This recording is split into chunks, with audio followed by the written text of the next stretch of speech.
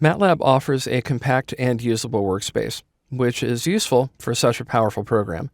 In this movie, I will describe the workspace elements we'll use in this course. Depending upon your screen resolution, you might see a slightly different rendering of the screen. When you start MATLAB, you will be put into a command window, and in that command window, you can type commands. For example, if I wanted to assign a value to a variable, then I could say val1 equals 7 and enter, and I would get exactly that back. Over on the left, you will notice at the bottom left in the workspace that the variable val1 has the value assigned to it that I provided, which is 7. If you want to clear your screen or your entire workspace, then there are two commands that you can use for that. The first is clear, C-L-E-A-R. Typing that command and pressing enter will clear the workspace. If you only want to clear the command window, then you can type CLC, which will, as I said, clear the command window. Just above that, you can see the current folder. The current folder is the folder that contains the files that you're currently working with. In other words, if you want to run a script that is in a file, all you need to do is refer to it. You don't have to provide its pathway on your hard drive or on your network. You'll see the address of that folder in the address bar here, and this is what it will look like usually by default.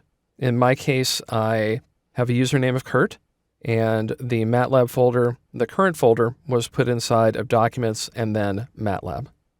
If you want to change the current folder, you can use the navigation tools here. So for example, if I wanted to go into my Documents folder, I could do that, or if I wanted to change to a different user or a different drive, I could do that. It should be very familiar to any Windows user. The user interface uses a familiar ribbon tab format.